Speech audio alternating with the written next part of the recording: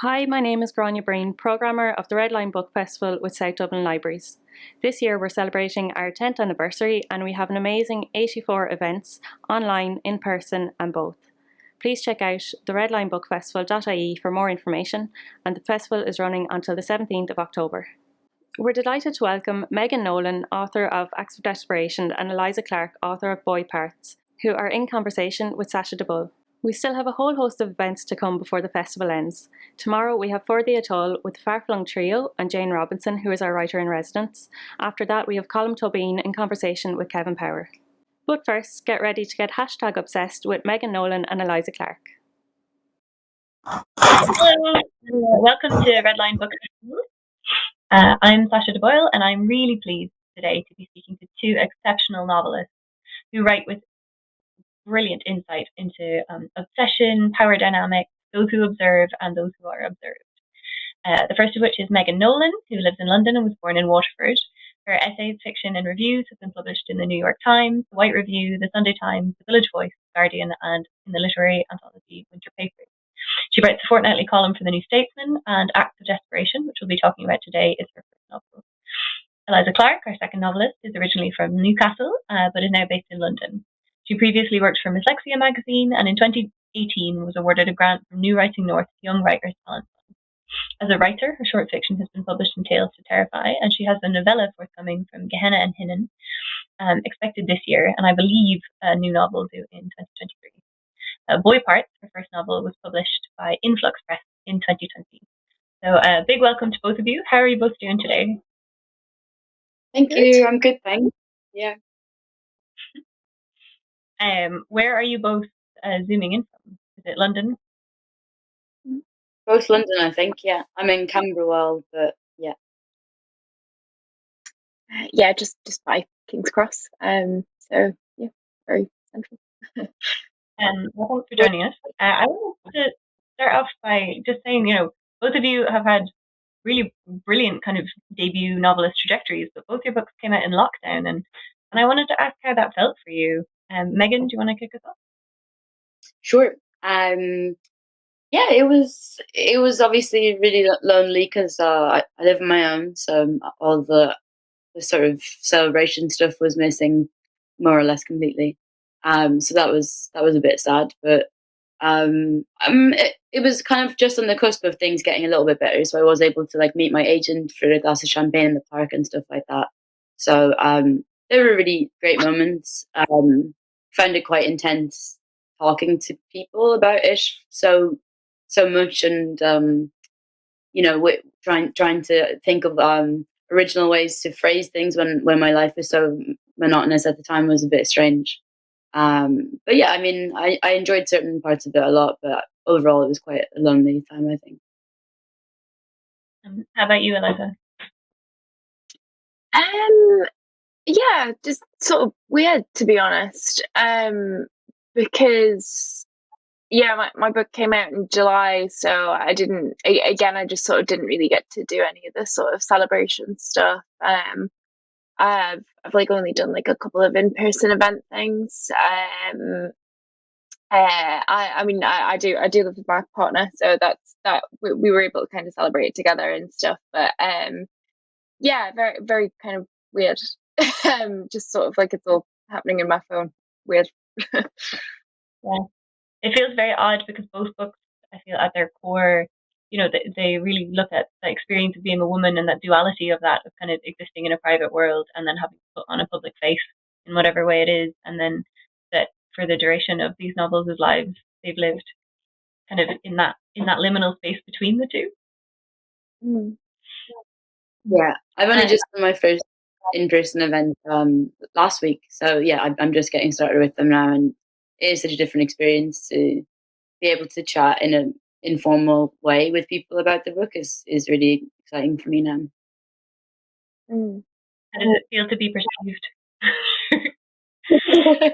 Yeah, it's weird to have to think about outfits and stuff and not just wear tracksuits all the time, but that's probably for the best. I feel like experiencing people's entire human form is something that I'd not quite got used to again. You're you meet people and you're like, oh, you're really tall. I forgot people were tall. So for our audiences viewing, it would be lovely to get a taste of each of these books. I was wondering if you guys would be willing to do a bit of a reading. Eliza, would you be able to kick us off? And do you want to maybe start by telling folks a little bit about the book? Because I could say it, but to be honest, I think I'd rather hear it from you. Oh God. Yeah, sure. So it's called Boy Park. It came out last year. And it is about a female photographer called Irina who sort of career crashes and burns after she sort of finishes uni, doesn't really do anything, gets the opportunity to have her work in a major gallery out of the blue, kind of finds a new muse, but also sort of has a total kind of breakdown around the sort of pressure and our own kind of self expectation. And it's sort of about that. And also she's horrible, and I suppose that's the main kind of crux of it. I'm just going to read from the bit where she first meets a character who's referred to exclusively throughout the novel as Eddie from Tesco, who's a young man who works in a Tesco, who she sort of takes and kind of decides is going to be our new muse. So I'm just going to read from that. There's a new boy. He's sitting behind the counter, staring. Eddie, customer assistant, checkouts, joined the team in 2012. He must be new to the store. Perhaps they were hiding him in Kingston Park or Clayton Street. He has a gap between his front teeth, and his tongue winks through when he smiles at me. It's awkward. I smile back, but I'm not good at smiling offhand like this. I generally need more prep, a moment with a compact mirror to practice. He has curly black hair, brown skin, and freckles. An earring. I love girly shit like that.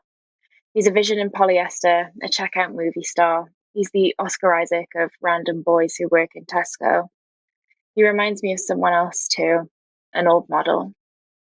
Eddie from Tesco has a little anime clip on his keychain, one of the characters from Madoka Magica, which I remember a friend being very into. I drop some phallic vegetables into my basket for the sake of it and approach him at the counter. He says, "Hello," and stares directly at my tits. He doesn't make eye contact, and his eyes flick from my tits to my lips to the boxes of tampons over my shoulder. He makes pleasantries. He has quite impeccable manners, but he is still looking at my tits every few seconds. I'll scout him. I'll be able to get him to do some weird stuff. Beta males like this are usually nasty. When you don't get any pussy and spend your teens falling down the free porn rabbit hole, you end up like one of those freaks with an Ahigail profile picture on Twitter and an internet history that's 75% bukkake and 25% tragic Google searches. How do you know if a girl likes you? How to casually flirt with women? How to make lasagna for one? How to feel less lonely? Gokun, schoolgirl. How do you get semen out of your carpet? I realise he's just asked me a question. What? I asked if you live nearby, he says, which is a good sign. It's definitely a weird thing to ask a customer, so that implies he fancies me enough to risk asking me inappropriate shit. Sorry, he says. I just feel like I've seen you around. Well, I'm in here all the time. I live just around the corner. Cool, he says. I like your shoes. I hope he doesn't have a foot fetish. Maybe he's just into high heels or huge women. Possibly both. I hand him my business card, give him my spiel, blah, blah, blah, blah, photographer, blah, blah, blah, blah, street scouting. I don't pay, but if you're interested, I need models for a new show I'm doing. Heard of Hackney Space?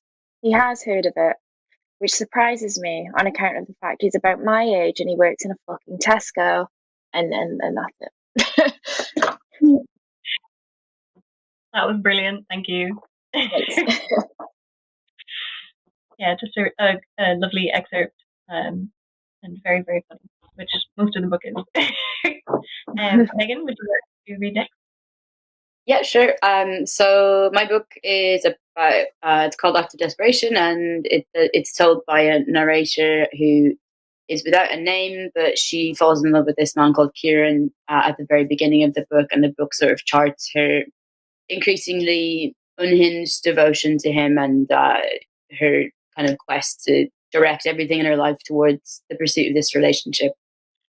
So I'm just going to read a little bit after one of their early fights, which is to do with Kieran's ongoing relationship with his ex-girlfriend Freya, who's sort of a cipher for a lot of things for my narrator, who she lives in a different country and she's very beautiful and in a very different way to the narrator, and she sort of becomes this figure of the haunter, and they're having an argument about his ongoing contact with her.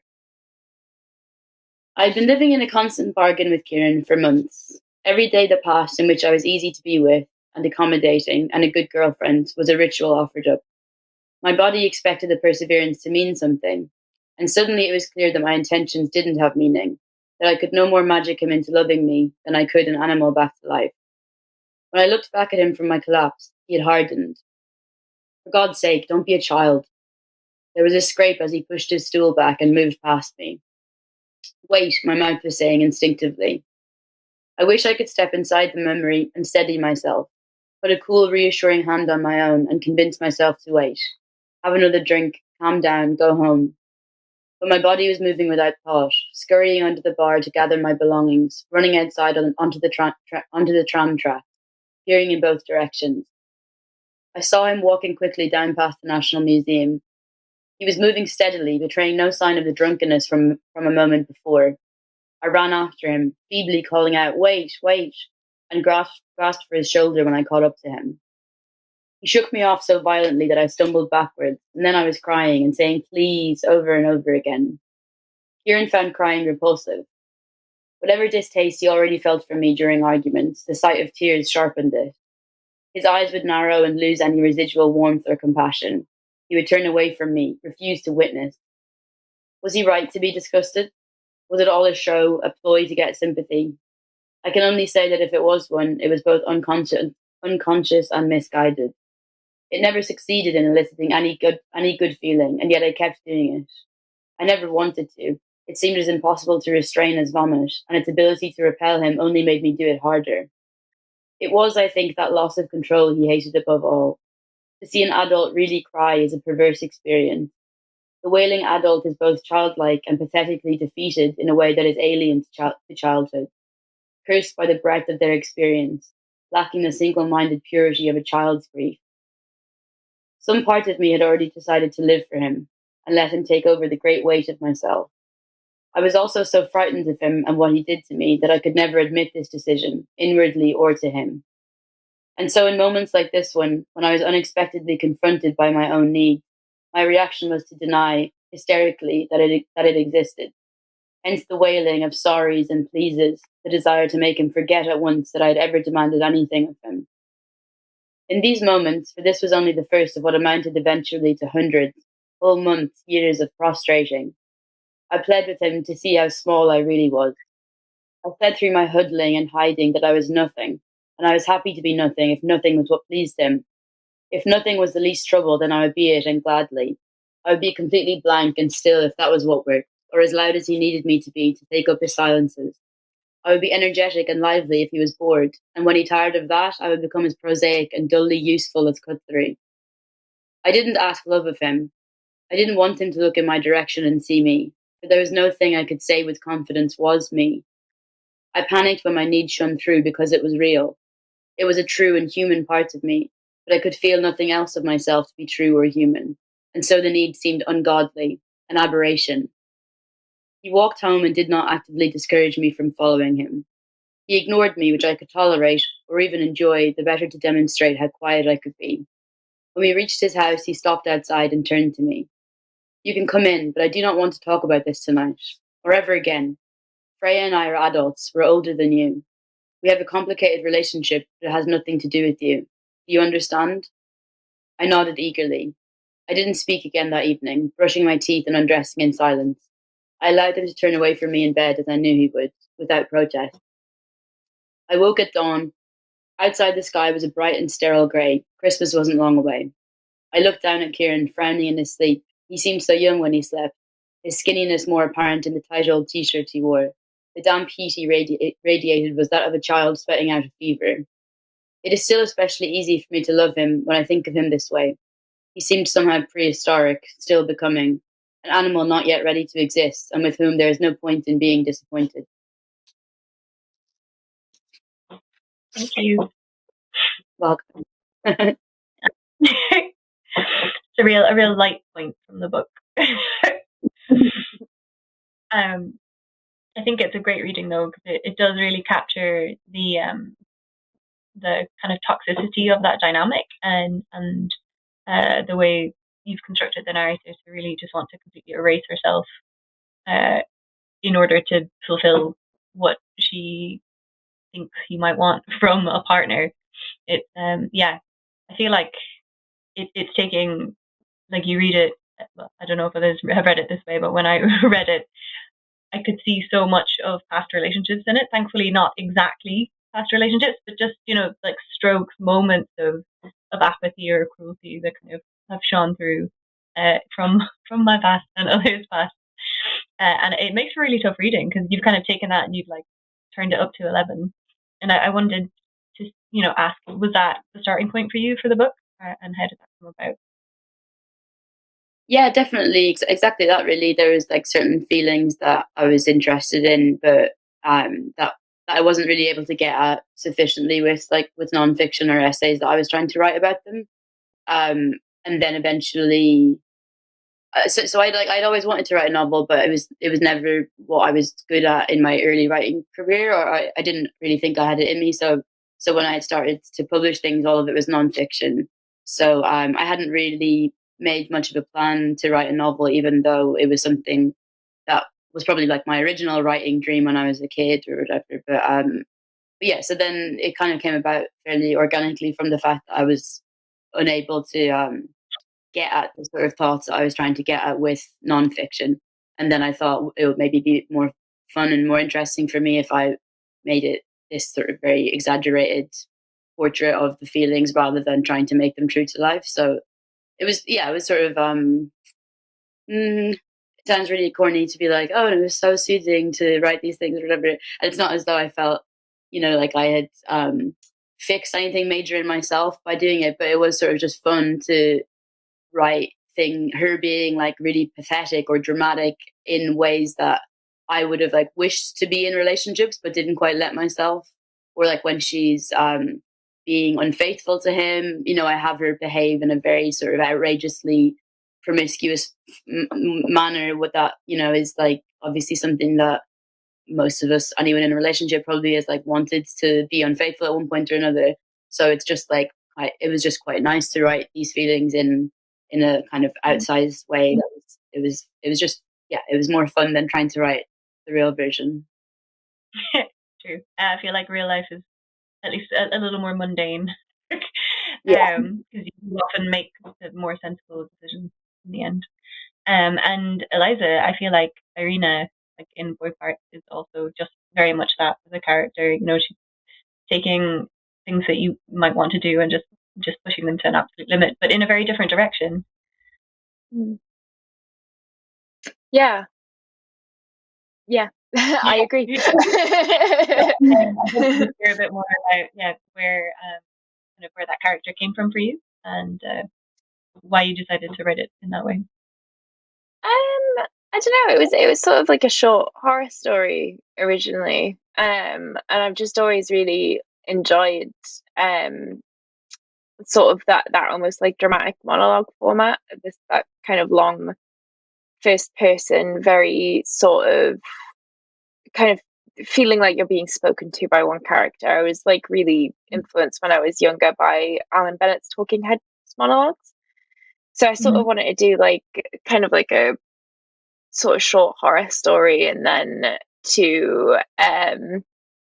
kind of, I don't know, I guess that I just felt like I had more to kind of explore there and more to dig into potentially.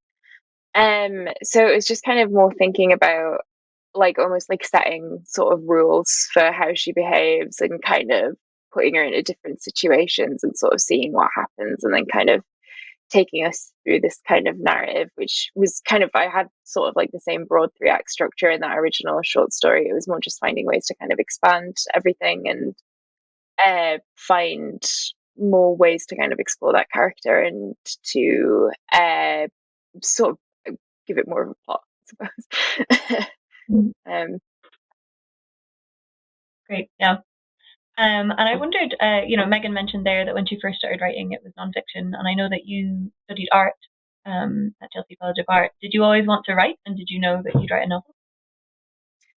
Yeah, I always did want to write. I always did write, to be honest, really. I actually wanted to do an English degree originally, but I sort of did quite poorly during A levels in academic subjects, and I did quite well in art.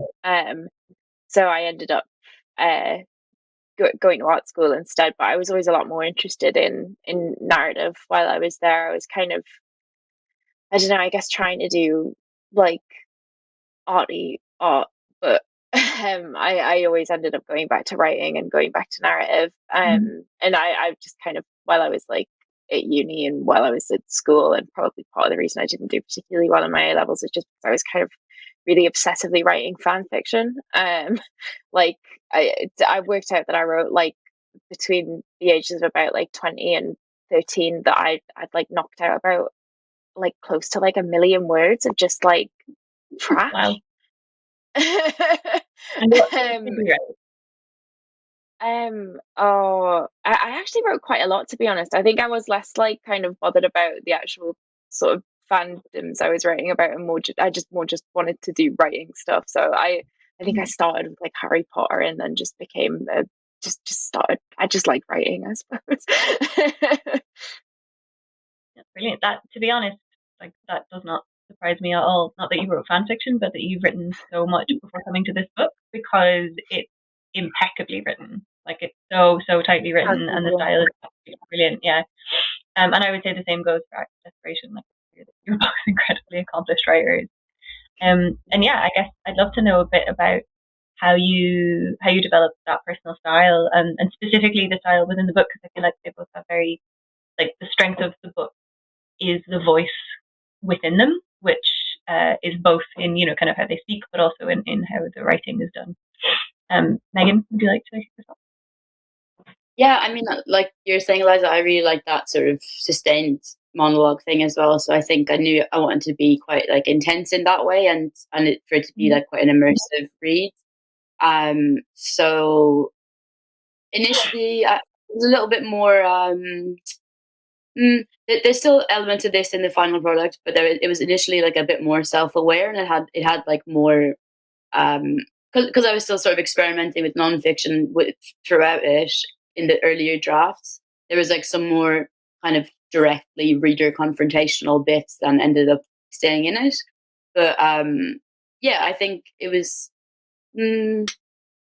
always like sort of intended to make people a bit grossed out by her, and to like find it uncomfortable to be in her head. So I think it was just trying to get that energy going where it's like really kind of brutally, maybe vulnerable is the wrong word, but like very sort of aggressively open about her vulnerabilities. So like going on about her like self-destructive behavior in a way that's like confrontational, I suppose. So yeah, I think it was just trying to get that sort of energy rolling, and get. I always really like to read things that that are consuming, that are fully consuming, and are an experience, rather than being just pure observation, that they like create a new experience for the reader. So I think that was the aim, really. Mm-hmm. And Eliza, how about you? Yes, so I suppose just I don't know. I just like I guess sort of like I said before, I'm just sort of interested in exploring that kind of monologue kind of thing. I think it's just what I go for very naturally. And I don't know. I kind of don't think too much about. I guess I don't think too much about having like a personal writing style. I just try to think about what's the kind of best way to reflect the particular character that I'm writing. So I kind of let that lead a lot of the choices in terms of like what language I'm using, how articulate they are, how I guess almost like how writerly I'm going to allow myself to be when I'm writing this particular person. Yeah. So I guess it's why it's kind of sort of working with a character like Irina is kind of fairly you have a little bit more wiggle room because it's somebody who is quite like pretentious and self-important. So you can kind of go into a little bit more like flourishy stuff. That's just slightly harder with my second book. I'm kind of writing some bits like that from the point of view of like teenagers. So it's been quite difficult trying to balance like what's like an appropriate sort of amount of flow for like a teenage girl to have while not making it like totally unreadable and like super annoying and um I don't know how to spell. Yeah. Yeah, no, I see that. I look forward to reading that though, for sure.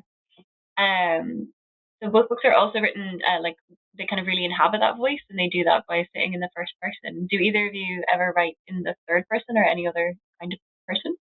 Eliza? Yeah, I sort of because I kind of write short stories as well. I think the first person stuff I tend to find easier, but I do write in third person.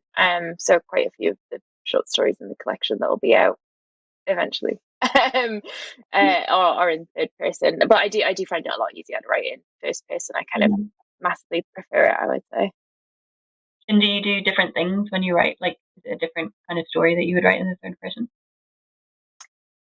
Yeah, I guess because you're automatically sort of working with like a kind of sort of I was going to say like fake narrator there, but you know what I mean. You're kind of working with like an sort of omniscient presence kind of thing. So it's just sort of I find that you have to kind of work out what you're doing with a third person narrator and what they like, how much they know, whose kind of point of view they're projecting. I'm not like keen on like sort of like bouncing around multiple characters and using the narrator to kind of announce what everyone in a room is feeling. So I usually tend to kind of like pick one person and act almost like I'm kind of hovering above them. Yeah, but I guess so. So I guess it is different in that way, in that you've got more room to be more kind of descriptive and, like I said, a bit more kind of writerly about the whole thing. Yeah. And Megan, how about you? Yeah, just I mean, a couple of very minor experiments with it as when I was younger, but I'm writing my second book at the moment, so it is in the third person at the moment. I don't know if I don't know if it will stay there, but yeah, so it's yeah. I don't know what to say about that. Yeah, I'm trying to work it out, and it's like quite fun trying to work it out, but I don't have any idea if it's good or not because it's so different from anything I've done before that I had any feedback on, and I haven't showed this to anyone else yet.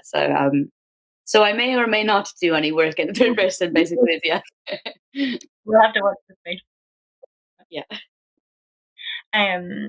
Something that I absolutely adore about both of these books is how, in different ways, both of the characters are like the main characters are pretty unpleasant. Actually, like you don't. I feel like there for a long time hasn't been a lot of room for women that aren't, just a particular size and shape, which I'd say probably these characters are, but a particular size and shape of person and human being in terms of their personality. And was it important for you both to write female characters that kind of broke out of that pleasant mold and also were maybe a little awful? Megan? Yeah, definitely. I think because I didn't think like, oh, I want to write a woman who's really horrible or dislikable, but I think definitely part of the sort of project of the book before I started it was to kind of evade the narrative of like, oh, there was a bad man in the relationship and a good woman victim in the relationship. So even though Kieran behaves in really awful ways, I didn't want that to be sort of presented in a vacuum in which she's very like passive and not. I mean, she is passive, but passive in quite a quite a sort of agitating way. So yeah, I wanted to like. It's really hard to find the words to talk about this because you kind of end up sounding like you're defending abusive men if you use certain words. So like, you don't want to say like complicit necessarily, but I just wanted to show that she had a part in the relationship and that the actions that were taking place weren't just his, that he kind of cooked up out of nowhere. And so yeah, that was in my head before I started writing it. So I definitely wanted her, and also I think it's something we don't like always acknowledge, is that like weakness can be weaponized, and it's not always a totally like benevolent condition to be a weak person or to be like victimized or whatever. And most obviously, I guess, or like the place that has in culture most obviously is like about like white women's tears or whatever. But then I think it is just a fact that you can use your weakness as a woman to try at least to manipulate people. So yeah, I was trying to have that in it.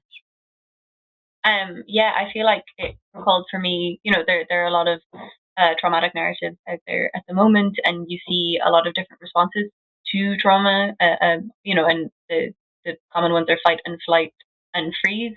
But then in recent years, there's been a lot of discussion about the fawn response. And this made me think of that very much. Like the narrator, I feel, fawn. It's basically that like I will, completely remove all of my needs in order to make you feel comfortable. And it's not to say that Kieran is doing that to her, but that she's been conditioned to respond to kind of, relationship dynamics in that way. And it's the first time I'd really seen it captured quite specifically. Eliza, how about you? Was it nice to kind of inhabit a character that basically didn't give a shit? Yeah. Yeah, I guess. I think I'm sort of. Yeah, I think at the point of kind of writing an awful woman specifically, I feel like I'm kind of primarily interested in the sort of the kind of outer edges and outer extremes of the way that people can behave, and I guess the way that like how far you can push that before you're no longer considered like normal or you're actively considered criminal.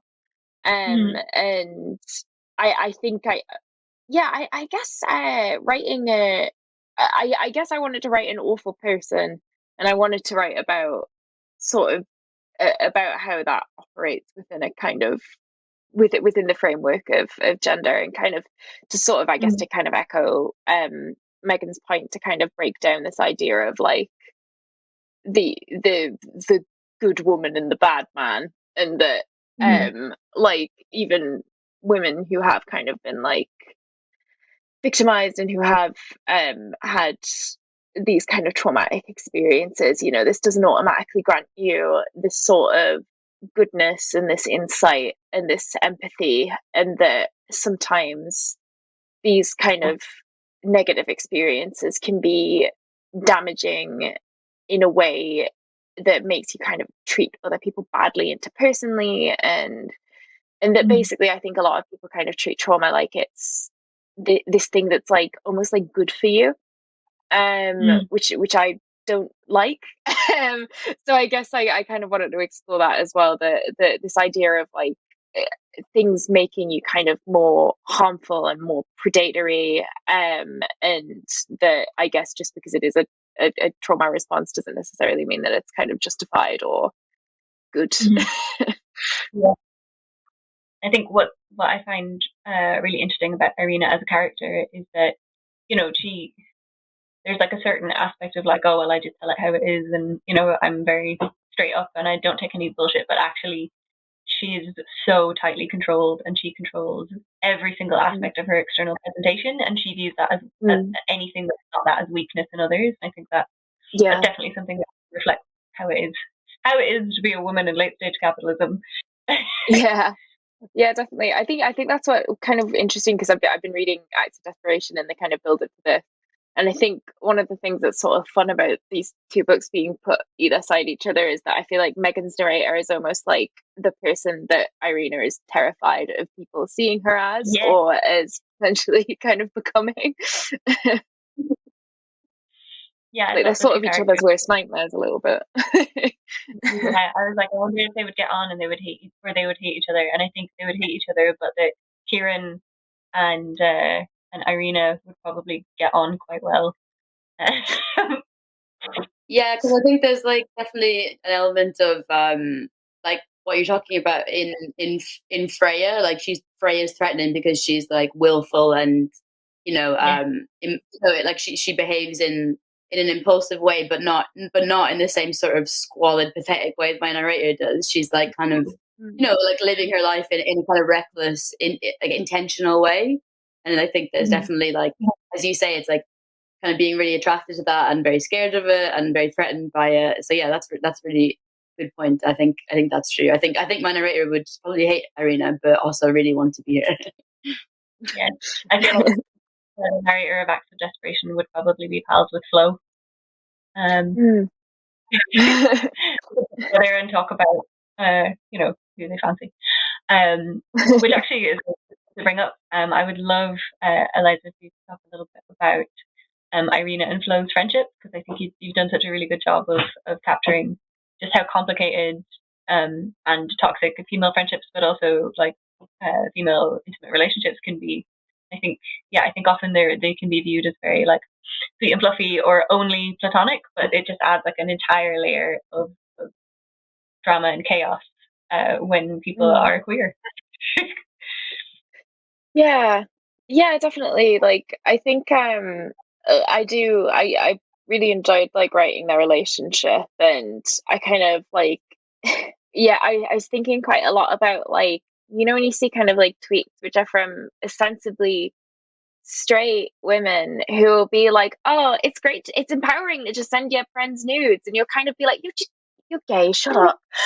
Like, it's just kind of like you'll get like women who kind of claim to be heterosexual and have like these kind of like straight empowering friendships with their friends when they're engaging in this kind of like super sexualized, super like homoerotic activity. And I think it's really interesting that there's almost been this kind of like no homo aspect to female friendships built in this like weird kind of cage of like this sort of like late stage capitalism feminist, like the kind of choice feminism, like, you can send nudes to your friends, ladies, it's like fine. And it's kind of like, it is fine, it's just gay. And I think like I kind of like, I guess I sort of wanted to kind of take that idea of this friendship and then kind of like stay up top, like, oh no, this actually is like super gay. And like, just because Irina's sort of sticking her fingers in her ears and pretending that it's not anymore, it like still is. And I am like really interested in how many like female friendships, whether the kind of women in them are identified as queer in some capacity or not, do have this like very like homoerotic and kind of obsessive edge.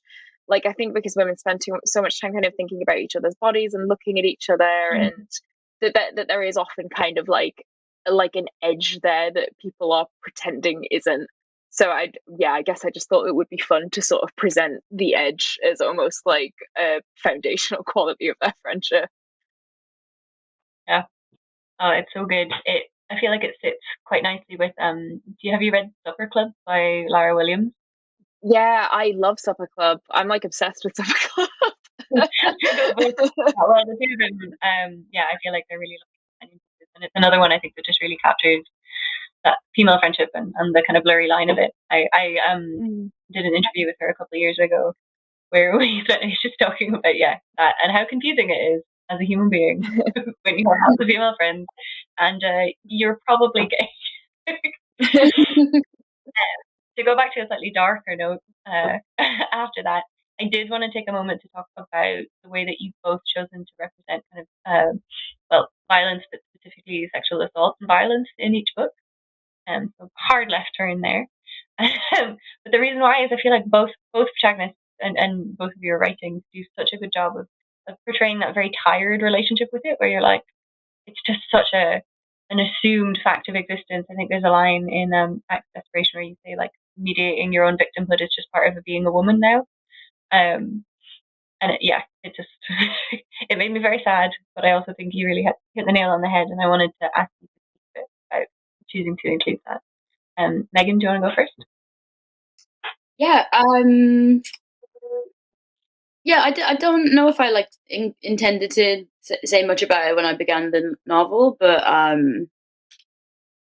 It was sort of when I started writing it. It was at the end of a period of my life in that like there were parts of my life that like no longer existed by the time I was writing the book, which included like being vulnerable in a particular way, which was that when I was in my earlier 20s, I just like drank a lot and was at parties with strangers a lot. So it was like, I don't know, more often at risk of being like spoken to or touched in a particular way, in a way that like doesn't really happen to me anymore, to be honest, because of like the different sort of life I lead now.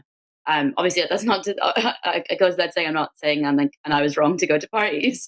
I just like don't go out as much anymore. So it literally like functionally can't happen to me very much. Um, but so yeah, I think I was like kind of coming to the end of my experience of like regularly having stuff happen to me that I felt weird about. And there was like one particular episode in my life that was like very cut and dry sexual assault, but all the other things were sort of like um just a bit annoying to describe, and like, you know, all these things that you're sort of trying to figure out your own culpability and like whether you should have been able to stop it and all that stuff. So I was just feeling like I needed to sort of think about that a little bit while it was still fresh, like that period of my life. So yeah, I did sort of think that that was like a feeling that I had a lot in my early 20s, was just feeling really like bored of it. And it's not, I wasn't like really severely traumatized by these things. I was like, and I'm not, you know, like none of these things personally affected me in any very lasting way. But when they were happening, I was just, it was that feeling of like, I'm sick of trying to negotiate this situation all the time. And also like when you don't have a great sense of your own sexual desires and like, you don't know exactly who you're attracted to yet, it, it's just so easy to like kind of shrug your way into situations that you then can't really shrug your way out of, you know? So like I think a lot of the time the like moments that I felt very unhappy about in retrospect were things that I went into being like, maybe this is fun, and then it just wasn't immediately, and then it's hard to extricate yourself, you know? So yeah, I guess I was like thinking about that as well as like and in the book obviously there's like an actual assault, but there's also these moments that aren't like that, and they're just like, as you say, they're just like weariness sort of. So yeah, I think just it's such a mess, although like for a lot of people that those like early 20s years or late teen years as well, like when, yeah, just like when you end up in situations you haven't really chosen but haven't like declined either, you know.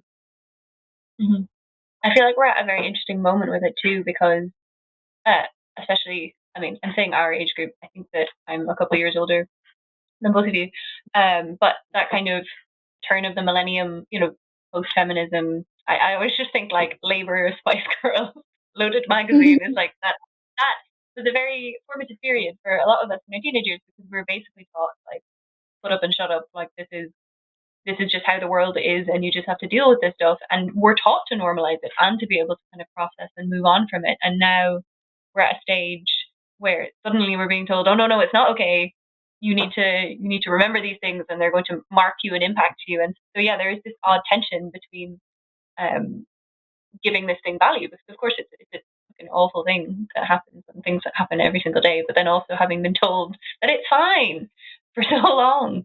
And I feel like that really comes across in the boy part too. Like there's quite a clear cut depiction of a sexual assault in the book, and like Irina just sort of like, it's fine, I'm going to use this as a tool to manipulate someone with. Yeah, I do feel like I feel like, I guess that's the kind of like something that I was interested in exploring in boy parts, was like the kind of like very quotidian nature of sexual assault, and how it is like this like constant thing for a lot of for kind of a lot of people. I sort of wanted to explore how that's often applied, like how men often also experience sexual assault, and it's not really thought of as being sexual assault because of their gender, and perhaps the gender of the perpetrator as well. And just that, I guess that I wanted to kind of explore that there are a lot of people walking around who have been victimized, and we kind of live in a culture that is very like happy to kind of, that basically there are a lot of people who are kind of running around doing sexual assaults and having like no idea that they're doing them, or not really being particularly interested in the fact that they're doing that. Or yeah, like I said, kind of not knowing, kind of operating from this like total place of like ignorance, or whether it's willful or not. But yeah, I do think I think like in my interpretation of the book, just because I suppose I try not to kind of impose that, I do think Irina is quite like affected by it, but I think it's maybe less the sort of act itself and more the having to, again, to like mediate oneself as a victim, and to kind of think of someone who's been put in a position where power has been taken away from her, and she has been sort of almost like kind of humiliated and reminded that she is sort of a woman, that she is like other women, that she is able to be kind of victimized in this way. And I suppose that that's what is kind of the crux of what causes her issues when she kind of runs into this sort of thing. Yeah. And yeah, the book does such a good job of turning that on its head and exploring those kind of power dynamics and the, you know, even just the idea of consent with Irina and her photography subject.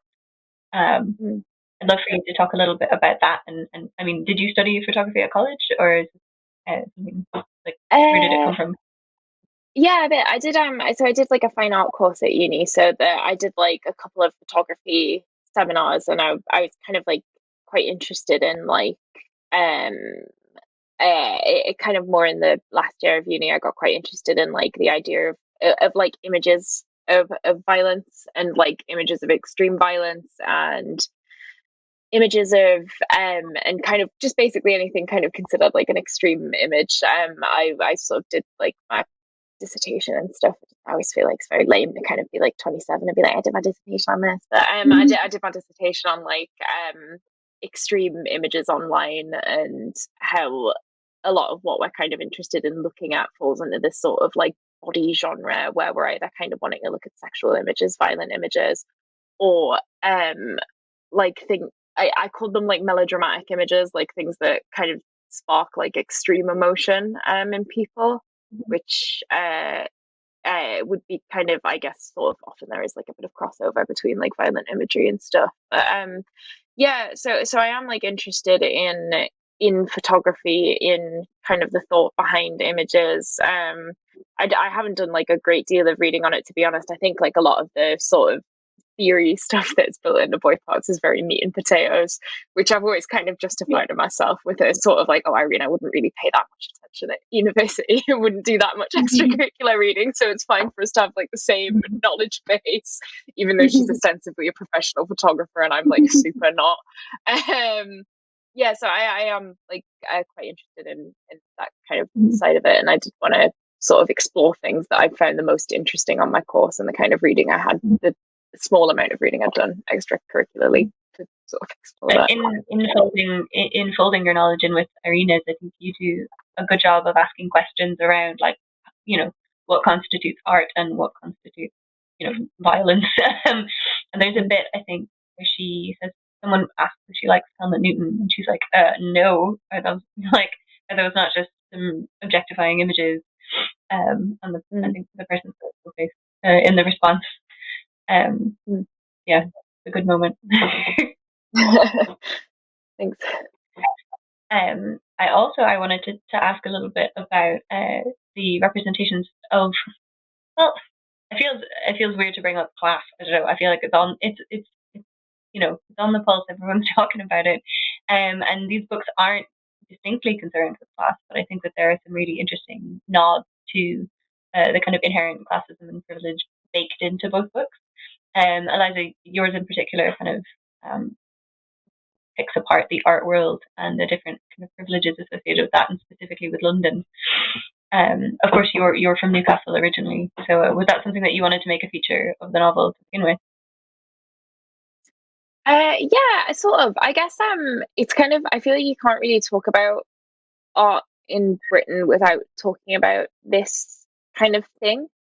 Yeah, I guess it's kind of like the amount of like access to kind of like cultural capital and stuff that some people have versus others. And I think there is like a particular imbalance in cultural capital when it comes to like particularly when it comes to kind of like the north versus the south. I think it's like maybe one of the big things in the north south divide. It's something that I don't know. I feel like I've maybe my opinion on it has maybe become slightly more nuanced since I've read the book. I think particularly in this sort of kind of post Brexit landscape where you've seen a lot of like I don't know like stuff like the like Northumbrian independence movement that's sort of like popped up on Twitter. I kind of think it's a little bit silly. I do think there is a fair bit of like quite like middle class Northerners kind of trying to present being Northern as a sort of like a kind of almost like a working class tick, which I don't necessarily think is like sensible or I just don't think it's sensible, I guess, or reflective of like what is actually kind of going on in this country and like the kind of very extreme levels of poverty that are in central London and in the kind of surrounding area. However, I do think there is like a great imbalance with like cultural capital and stuff. And if you are like even I think even kind of like a sort of lower middle class sort of working class kind of social mobility type person, which I suppose I am, that like if you are in the south you just automatically have access to so much more stuff. And also it is just weird like when you sort of come from what basically my experience of coming from Newcastle and going to art school was very like I thought I was normal. I thought I was like I guess like relatively middle class, and then coming to kind of an art school in London and be like, oh no, I am scum. And like people who like that like nobody's got a regional accent, everybody went to private school, and you're kind of just a little bit like, oh my god, I like it's almost like this reverse like when you hear people speak and you think you don't know you're born, but I guess mine was like the opposite way around of being like, oh no, I am actually quite rough compared to a lot of these people. Yeah, so I guess that's kind of the experience that I had that I did what I pulled into the book. That's probably the most autobiographical element that's in there. Okay, but I mean, it's brilliant. It's really on the nose. As someone who grew up in rural Ireland and kind of thought of themselves as I don't know whatever. Like my mum's from a fairly middle class background, and she's not Irish. She's a Blowan. So like in West Cork, we were very I don't know exotic. And then I went to uni in Scotland, and I went to St Andrews, and I had no fucking clue what I was in for. Like I arrived, I was like, what is this place? I didn't really know that people were that rich. Um, and actually, that brings me nicely to bringing up back to your novel, Megan, because I feel like the Irish context within that it is similar to Newcastle. Actually, just a really interesting take on it, because I think there is this belief in like a classlessness in Ireland, and yeah, Yeah, definitely. And like you, Eliza, like I never thought I'd never even heard the phrase working class except for in a very abstracted way. And like would certainly not have had that as an identity growing up whatsoever. Because like we never struggled for like food and I was perfectly happy. I had like books and clothes and whatever. So I never thought of myself as like not having anything. And then when I went to Dublin and went to Trinity, it was like, yeah, exactly as you say, like just hearing people speak, and it's just like a totally different way of life. And I'd never met anyone who'd been to like a boarding school or just they just had totally different lives than I had, and it was kind of I felt very cowed by their different experiences, and they all seemed very worldly because they had all traveled and all that stuff. And yeah, as you say, like a lot of people in Ireland seem to think there is no difference between. They seem to think there's like no difference between someone who has a lot of money and someone who has very little money, because Ireland is just like sort of you're Irish, so that's its own kind of class, which obviously is not true at all. But yeah, so it was a bit of a shock for me going to Dublin, and I think the only obviously it's not like a main focus of my book whatsoever, but the only thing I think like that the way that bore out in my novel was just that I did often think about like so when I dropped out of university, I was on the dole, and because I was under 21, the dole at the time was like 70 quid a week or something. So obviously I had no money for quite a long time. And then when I was writing the book, I was sort of thinking about how if you're a bit directionless and you have a moderately sufficient income, it's not actually the end of the world. And like, if now when I have a reasonable income, if I feel a bit depressed or a bit aimless, I just can go to the cinema or like go out for dinner with my friend or something. And when I didn't have any money and I was in Dublin, I didn't have anything to do with my life either. That was like when a lot of the worst decisions that I made came about, because it was just like, well, I'm going to do something. And, that often involved, like love and sex are cheap, basically. You can like access them no matter how much money you have. So I think that was like the central drama of my life, because I didn't have any like way to have leisure time that cost anything. So I would spend all my, attention on these things. But yeah, so I think that's the only way that it's sort of for out. Yeah. Fair enough. Yeah. That's a funny way to look at it. An extremely cheap date for pastime. Like, well, there's a bit you kind of close out the novel on a slightly more hopeful note. I like to think, where you talk about kind of what will the protagonist be obsessed with now. And I wondered for both of you, because you do a really good job of kind of sending up a lot of the things that we have to deal with when existing in the world as a woman. And it can be quite grim going at times. You're reading this going, yeah, this is what it's like.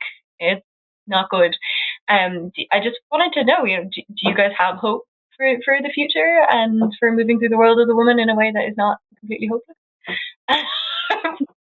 That's mostly for me. I want to know if I should have hope. Eliza, what do you think?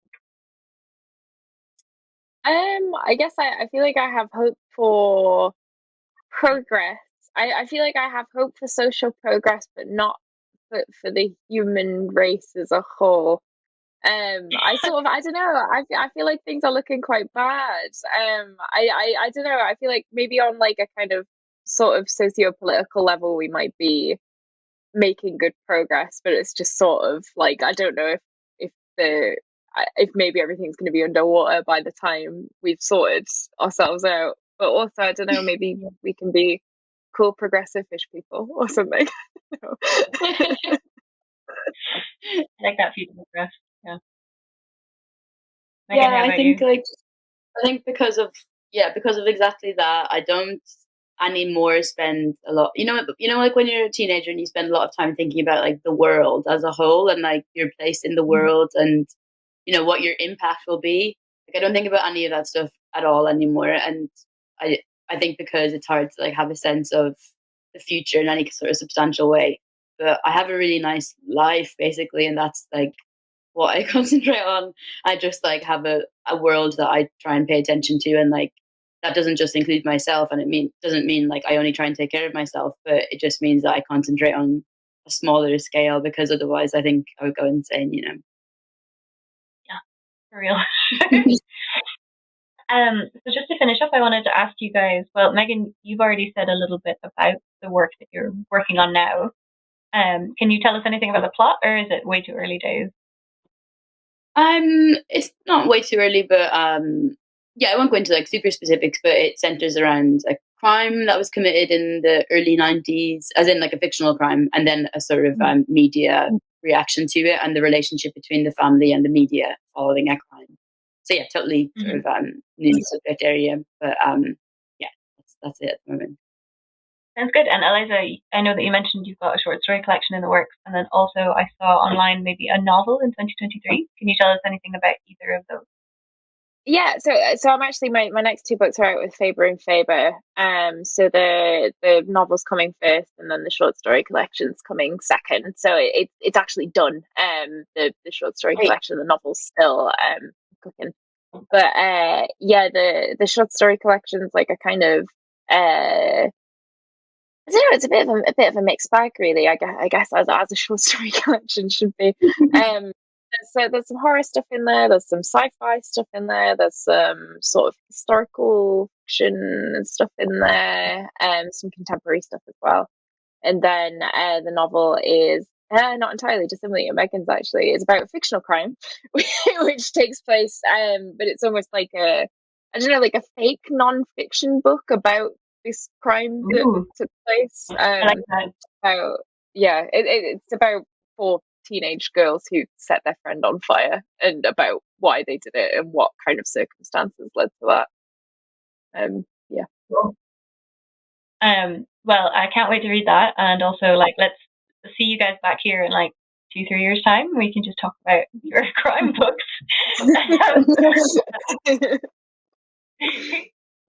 Thank you guys so much for taking the time to chat today. I think we are all at a time. Thank you. But yeah, Thanks for having me. wonderful to meet you guys over Zoom. Yeah, and if people are watching, check out the rest of Redline Book Festival's program. It's on all weekend. Thank you, guys. Thanks. Thank you.